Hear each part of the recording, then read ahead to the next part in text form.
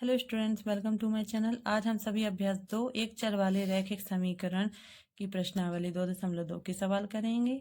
इसका पहला प्रश्न दिया हुआ है, अगर आपको किसी संख्या से 1/2 घटाने और परिणाम को 1/2 से गुणा करने पर 1/8 प्राप्त होता है तो वह संख्या क्या है। हमारे लिए एक अज्ञात राशि से 1/2 घटाना है। तो अज्ञात राशि ये तो हम पहले पढ़ चुके हैं कि यदि हमें कोई अज्ञात राशि निकालनी होती है तो हम उसे किसी चर राशि को मान लेते हैं, फिर उसी को हम जो भी दिया रहता है गुणा भाग करके हम निकाल लेते हैं। तो सबसे पहले हम किसी चर राशि को ये संख्या मान लेते हैं। तो यहाँ लिखेंगे माना वह संख्या x है।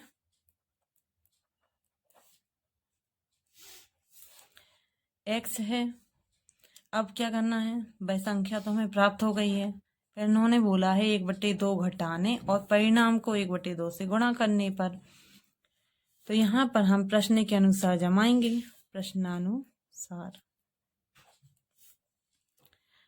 क्या दिया हुआ है कि x को 1/2 घटाना है। तो क्या करेंगे, x से 1/2 घटा देंगे, फिर जो भी इसको हल करने पर प्राप्त होता है उस परिणाम को 1/2 से गुणा करना है। मतलब इसको हमें गुणा करना है 1/2 से, तो हमें क्या प्राप्त होता है, 1/8 प्राप्त हो जाता है। ये हमारी इक्वेशन सेट हो गई है। अब हमारे लिए इसी को हल करके आंसर निकालना है, इसके आगे कुछ नहीं करना है। देखिए यहाँ पर 1/2 गुणे में है, इस साइड जाएगा तो भाग में आ जाएगा। x माइनस 1/2 बराबर हो जाएगा 1/8 गुणे 2। 2 से ये 4 बार में कट जाएगा, नीचे क्या बचा है 4, ऊपर 1 है, तो यहाँ x माइनस 1/2 बराबर 1/4। अब यहाँ x रहेगा और 1/2 का पक्षांतर हो जाएगा, तो x बराबर हो जाएगा 1/4। ये ऋण की संख्या है 1/2, यहाँ आके धन की हो जाएगी, तो 1/2 x बराबर होगा, इसका एलसीएम 4 आएगा। 4 का भाग 4 में 1 बार में, और 1 का गुणा 1 में, 2 का भाग 4 में 2 बार में, और 2 का गुणा 1 में, तो 2 एकम 2। यहाँ पर ये दोनों जुड़ जाएंगे, 2 एकम 2 और 1 3 और 1 4। तो x का मान क्या आ गया है, 3/4। यही हमें निकालना था। देखिए इन्होंने बोला है तो वह संख्या क्या है, और वह संख्या हमने x मानी थी, x का मान 3/4 है। तो हम यहाँ आंसर में लिख देंगे, अतः वह संख्या क्या होगी, 3/4 होगी। अब हम देखते हैं दूसरा प्रश्न। ये है हमारा दूसरा प्रश्न। इसमें दिया हुआ है एक आयताकार तरणताल की लंबाई उसकी चौड़ाई के दोगुने से 2 मीटर अधिक है। यदि इसका परिमाप 154 मीटर है तो इसकी लंबाई चौड़ाई ज्ञात कीजिए। इन्होंने बोला है लंबाई उसकी चौड़ाई के दोगुने से, चौड़ाई के दोगुने करना है और फिर उसमें 2 जोड़ना है, तब इसकी लंबाई आएगी। तो सबसे पहले हमें चौड़ाई ज्ञात होना चाहिए, तो इसको भी हम मान लेंगे। माना तरणताल की चौड़ाई बराबर x है, अतः लंबाई क्या होगी, अतः लंबाई बराबर होगा, इन्होंने बोला है चौड़ाई का 2 गुना करना है, मतलब 2x, फिर उसमें 2 जोड़ना है, तो ये 2 जोड़ दिया, तो क्या आ गई, ये 2 अधिक करना है, कर दिया है। तो इससे क्या आ जाती है उसकी लंबाई। अब यहाँ पर हम एक बात ध्यान में रखेंगे कि 2 मीटर, और यहाँ पर भी मीटर में दिया हुआ, मतलब इसकी इकाई क्या होगी, मीटर में। ये दोनों इकाइयां मीटर में ही होंगी और इसका आंसर भी मीटर में ही आएगा यदि इसका परिमाप 154 मीटर है। अब यहाँ पर क्या दिया हुआ है, यहाँ लिख लेंगे, दिया है आयत का परिमाप, या तरणताल का, कुछ भी लिख सकते हैं, आयत का परिमाप बराबर 154 मीटर। ये दिया हुआ है हमें, तो हमने दिया में लिख दिया है। अब हम यहाँ पर प्रश्नानुसार जमाएंगे।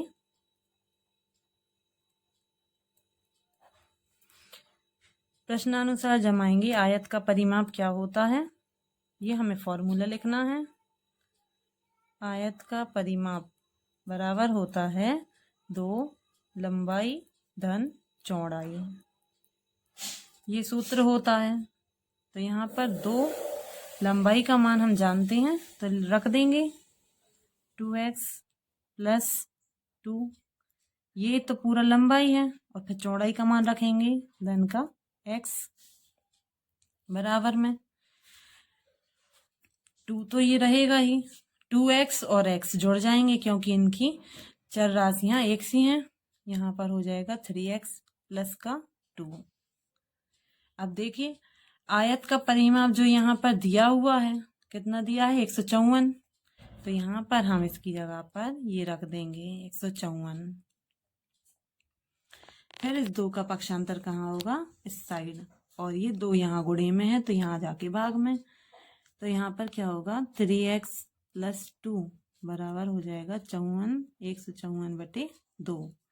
ये 2 से काट देंगे, 2 एकम 2 और 2 सत्ते 14 और 2 सत्ते 14, 77 बार ये कट गया है। इसके आगे का देखते हैं। देखिए 3x प्लस 2 बराबर आ गया था 77। अब यहाँ 2 का पक्षांतर होगा तो क्या होगा 3x बराबर 77 ऋण 2, ये धन का है, यहाँ जाके ऋण का हो जाएगा।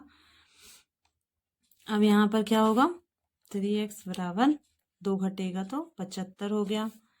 अब यहाँ पर जो 3 लगा हुआ है इसका पक्षांतर होगा तो क्या होगा 75/3, ये 3 से कट जाएगा 25 बार में, तो x का मान क्या आ गया है 25। ये क्या है x का मान चौड़ाई है, तो यहाँ पर लिखेंगे अतः तरण ताल की चौड़ाई बराबर क्या थी x बराबर में 25 मीटर, ये भी मीटर में था। अब हम यहाँ पर क्या निकालेंगे तरण ताल की लंबाई, तरण ताल की लंबाई क्या थी 2x प्लस 2 मीटर, ये थी। तो इसमें हम मान रख देंगे, क्या मान रखेंगे 2 × 25 प्लस 2, यहाँ पर मीटर रहेगा, 25 दूनी 50 हो जाएगा और धन 2 मतलब 52 मीटर। ये हमारे दोनों आंसर आ चुके हैं, यही हमें निकालना था। अब हम देखते हैं तीसरा प्रश्न। ये है हमारा तीसरा प्रश्न। इसमें दिया हुआ है एक समद्विबाहु त्रिभुज का आधार 4/3 सेंटीमीटर तथा उसका परिमाप 4 सही 2/15 सेंटीमीटर है। उसकी 2 बराबर भुजाओं की माप ज्ञात कीजिए।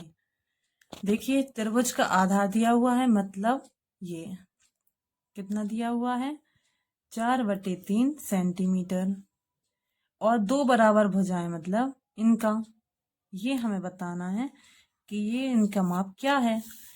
तो 2 बराबर भुजाओं की माप हम मान लेते हैं कि ये x सेंटीमीटर है, ठीक है। अब हम क्या देखेंगे, यहाँ देखिए दोनों भुजाओं की माप हमें पता चल गई है और परिमाप क्या दिया हुआ है 4 सही 2/15 सेंटीमीटर। तो यहाँ पर हम लिखेंगे माना 2 बराबर भुजाओं की माप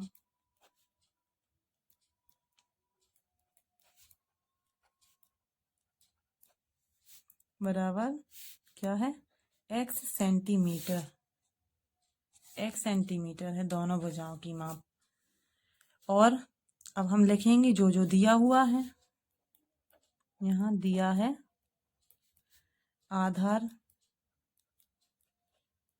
बराबर दिया है 4/3 सेंटीमीटर, और क्या दिया हुआ है परिमाप बराबर होता है दिया हुआ है 4 सही 2/15।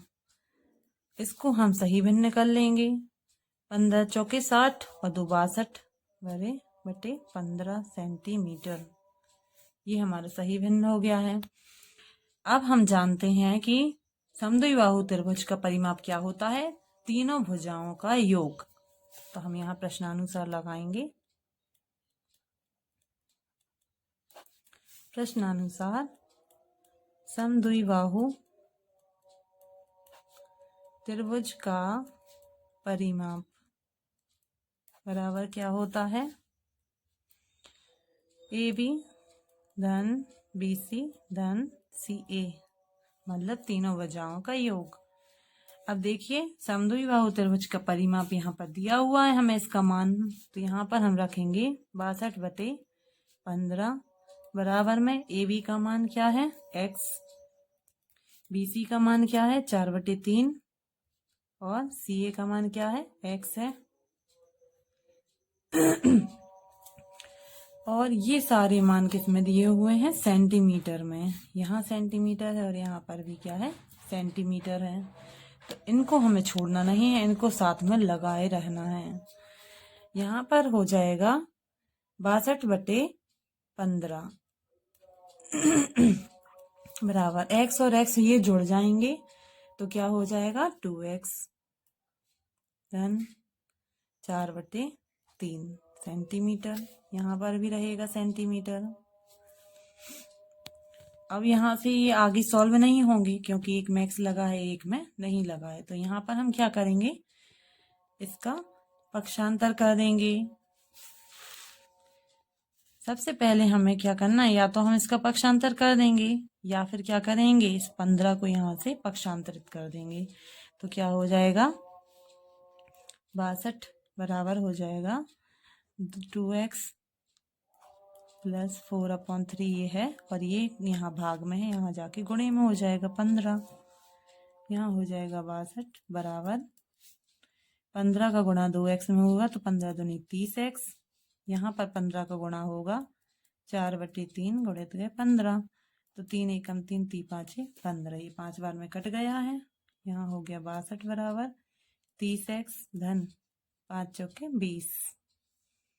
अब यहाँ पर हम पक्षांतर कर देंगे। देखिए हमने यहाँ पर पक्षांतर इसलिए नहीं किया था क्योंकि यदि हम यहाँ पर पक्षांतर करते तो ये सवाल थोड़ा सा लेंदी हो जाता, इसलिए हमने यहाँ पर 15 का पक्षांतर कर दिया है और यहाँ सीधा 15 से गुणा, तो यहाँ नीचे से 15 हट गया है, ये यहाँ आ गया है और इसका यहाँ गुणा हो गया अंदर, और यहाँ पे ये कट रहा था तो काट दिया है, तो क्या आ गया है 62 बराबर 30x धन 20। अब यहाँ 20 का पक्षांतर करेंगे तो 30x बराबर क्या हो जाएगा 62, 20 इस साइड आएगा तो ऋण का 20 हो गया। 30x बराबर हो जाएगा, घटेंगे तो क्या हो जाएगा 42, तो x बराबर क्या हो जाएगा 42/30। देखिए ये कट रहे हैं किससे, 6 से कट रहे हैं, 6 पंची 30, 6 7 42, तो x का मान क्या आ गया है 7/5। यही हमें ज्ञात करना था। तो यहाँ हम लिखेंगे आंसर में, अतः समद्विबाहु त्रिभुज की बराबर या समान, कुछ भी लिख देंगे, बराबर भुजाओं की माप बराबर क्या हो जाएगा 7/5 सेंटीमीटर होगी। ये आपको सवाल समझ में आ गया होगा। अब हम चलते हैं चौथे सवाल की ओर। ये है हमारा चौथा प्रश्न। दो संख्याओं का योग 95 है। यदि एक संख्या दूसरी से 15 अधिक है, दूसरी से 15 अधिक है तो दोनों संख्याएं ज्ञात करो। ये हमें बताना है। इन्होंने बोला है एक संख्या दूसरी से 15 अधिक है, तो सबसे पहले हमें दूसरी संख्या माननी होगी कि दूसरी क्या संख्या है। तो यहाँ हम लिखेंगे माना दूसरी संख्या x है, दूसरी संख्या x है तो पहली क्या हो जाएगी 15 अधिक, तो यहाँ पर हो जाएगा पहली संख्या बराबर क्या होगा x से 15 अधिक है, ये हमारी दूसरी संख्या है। तो यहाँ हम प्रश्नानुसार जमाएंगे।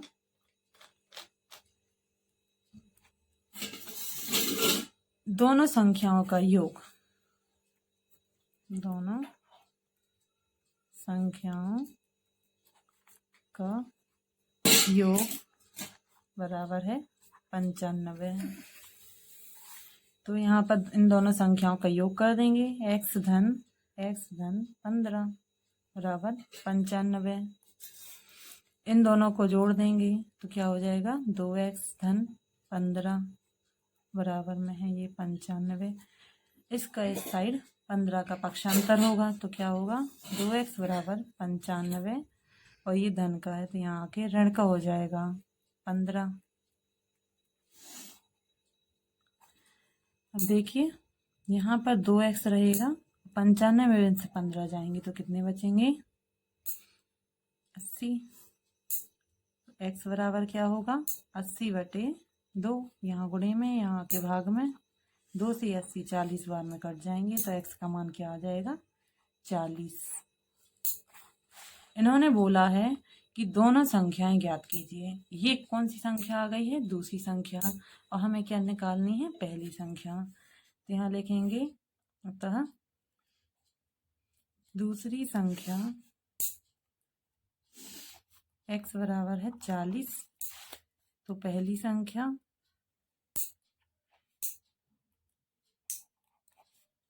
क्या है x धन 15।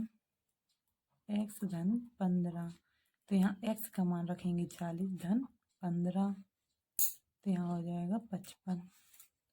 ये हमारा आंसर आ चुका है। अब हम देखते हैं पांचवा प्रश्न। ये हमारा पांचवा प्रश्न है।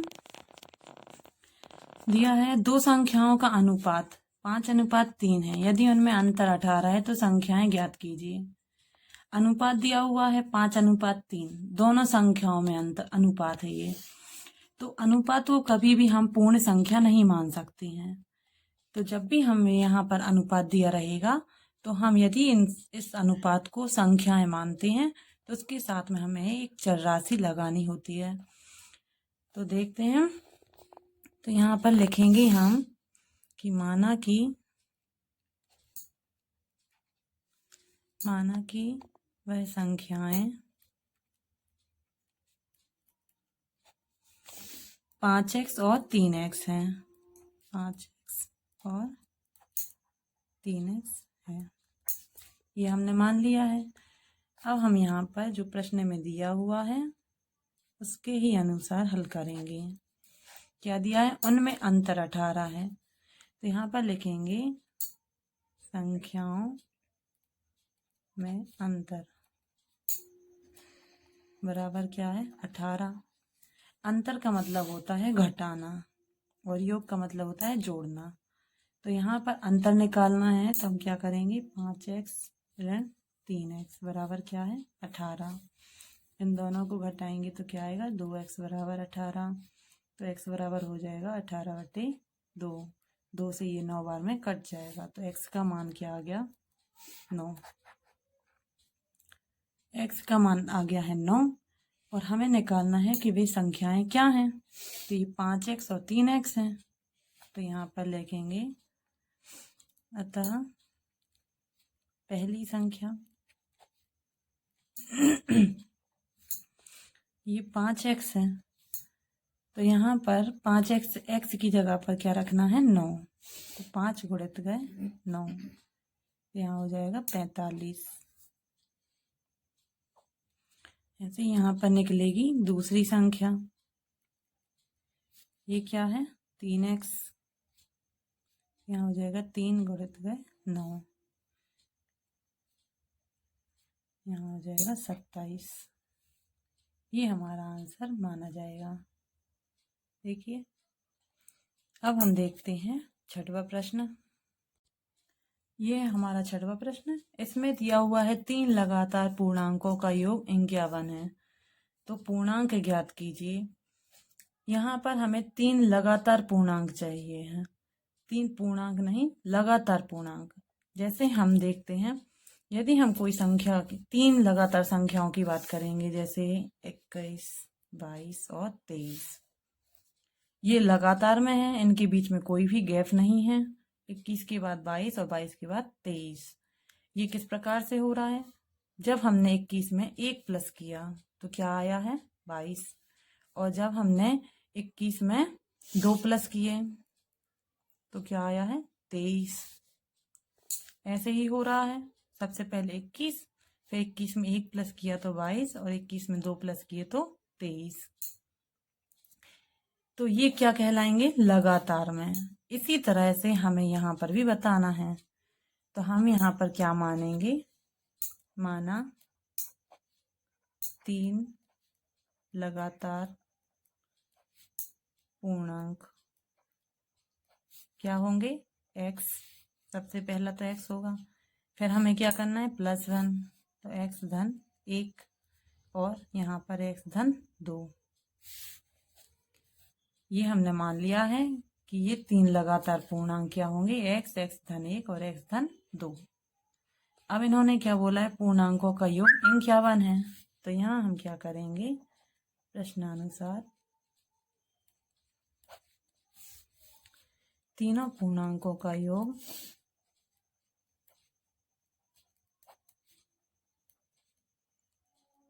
कितना दिया हुआ है 51। अब हम तीनों पूर्णांकों का योग कर देंगे, x + 1 + x + 2 = हो जाएगा 51। अब ये कोष्टक खुल जाएंगे, तो x धन 1 धन x धन 2 बराबर 51।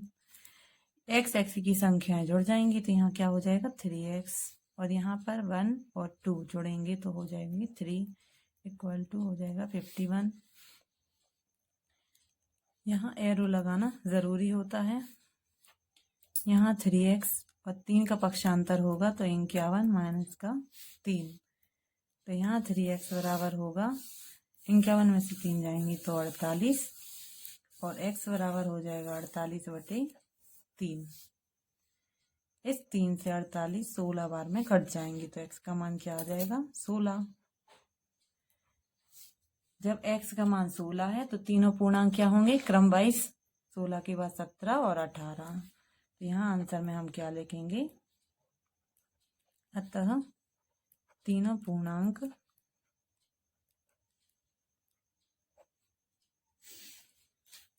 16, 17 और 18 होंगे। ये हमारा आंसर आ गया है। अब हम देखते हैं 7वां प्रश्न। ये हमारा 7वां प्रश्न देखिए, 8 के 3 लगातार गुणजों का योग 888 है, तो गुणजों को ज्ञात कीजिए। गुणजों को हमें ज्ञात करके बताना है। 3 लगातार गुणज का मतलब ये होता है कि यदि हम 8 के गुणज लेना है तो क्या लेंगे, 8 का गुणज सबसे पहले 8 एकम 8 होगा, फिर 8 दूनी 16 होगा। तो यहाँ पर हमने सबसे पहले क्या किया है 8 का गुणा किया है 1 में, फिर क्या किया है हमने 8 का गुणा किया है 1 धन 1 में, ठीक है ना। 8 का गुणा सबसे पहले किया है 1 में, फिर 8 दूनी, ये तो लगातार में ही आएंगे क्योंकि 8 एकम 8, 8 दूनी 16, 8 24। इसी प्रकार से 8 का गुणा जब 1 में होता है तो 1 में हुआ है, यहाँ पर 2 में हुआ है मतलब 1 धन 1 में हुआ है, और यहाँ पर 8 × 3 बराबर 8 का गुणा हुआ है 1 धन 2 में। इसका अर्थ यही होता है। तो इसी प्रकार से हमें यहाँ लगातार 3 गुणज लेना है।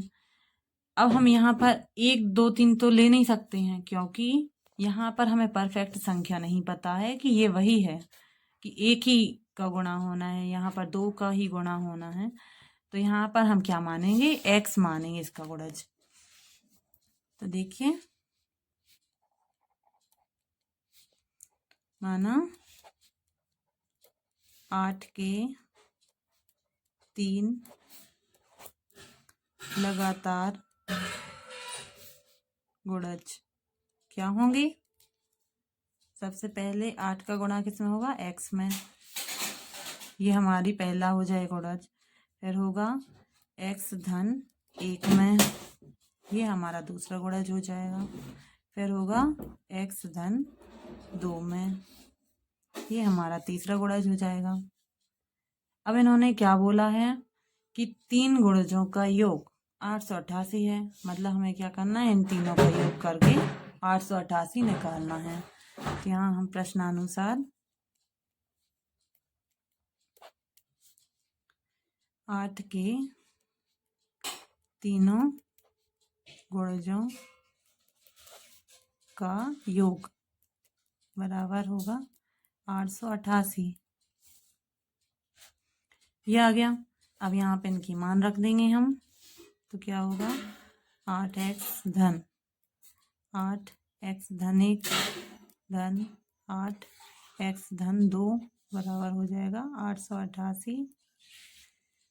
अब यहाँ पर हम इनका कोष्टक खोल देंगे तो क्या होगा 8x धन, यहाँ पर भी 8x धन 8 हो जाएगा। यहाँ 8 का गुणा x में तो 8x, यहाँ 8 का गुणा 2 में तो 16 बराबर 888 हो गया। अब यहाँ जो x की संख्याएं हैं ये तीनों जुड़ जाएंगी तो क्या होगा 24x, और यहाँ पर 8 और ये 16 जुड़ेंगे तो क्या होगा 24 बराबर 888। अब ये 24 का पक्षांतर इस तरफ हो जाएगा, यहाँ होगा 24x बराबर 888 ऋण के 24। अब हम यहाँ क्या करेंगे 24x बराबर 888 में से 24 जाएंगे तो क्या बचेंगे 864। अब x बराबर हो जाएगा 864/24। तो ये हमारा कितने बार में कटेगा 36 बार में। तो x का मान क्या आ गया है 36। इसके आगे का हम सवाल देखते हैं। अतः 8 का पहला गुणज,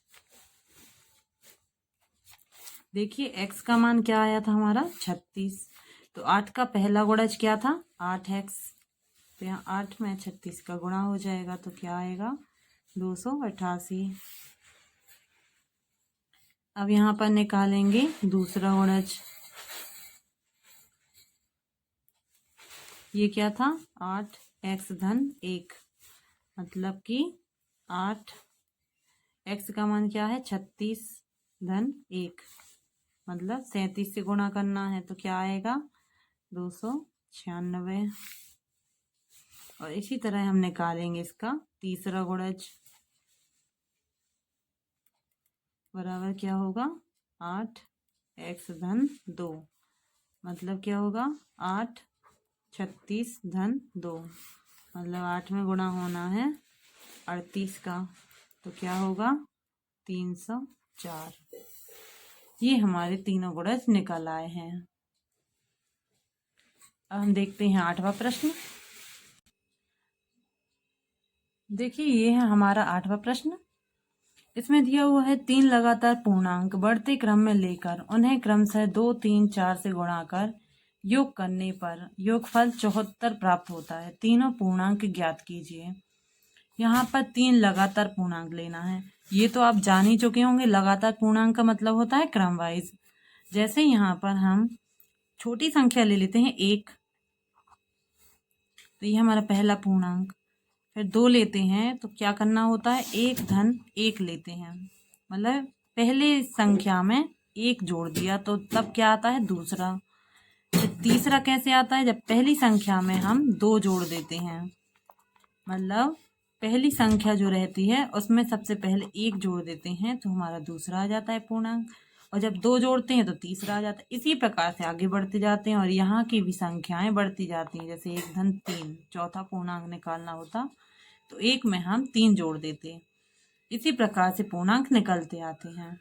तो यहाँ पर सबसे पहले हमें ये पता होना चाहिए कि पहला पूर्णांक क्या है, तो पहला पूर्णांक हम x मान लेंगे।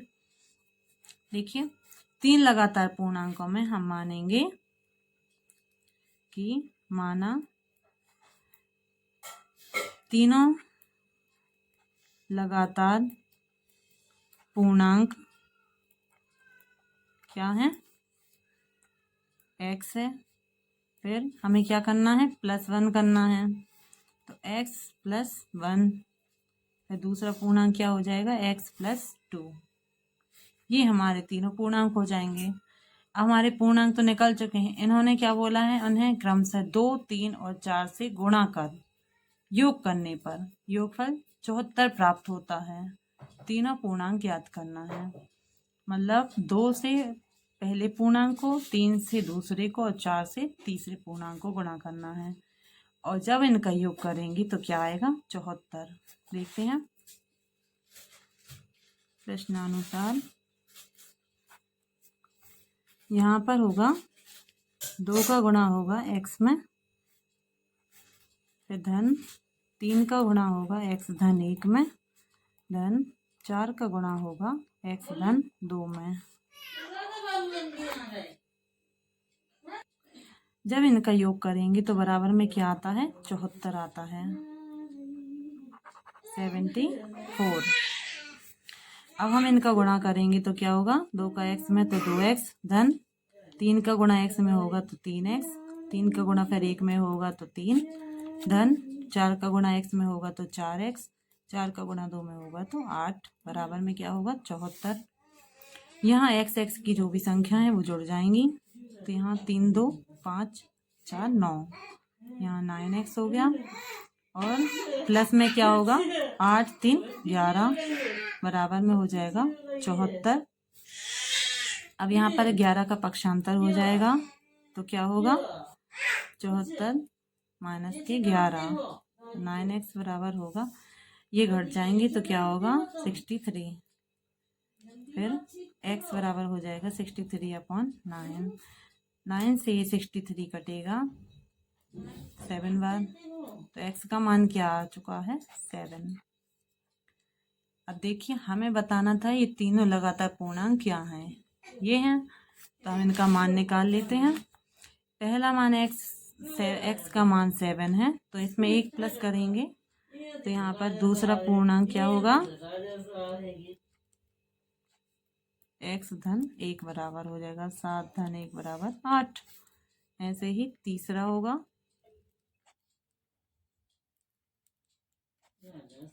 x धन 2 बराबर 7 प्लस 2 इक्वल टू 9, मतलब 7 8 और 9 ये हमारे पूर्णांक हो जाएंगे हैं। ये हमारा पहला पूर्णांक है। आई होप आप लोगों को मेरा वीडियो अच्छा लगा होगा और सवाल भी समझ में आए होंगे।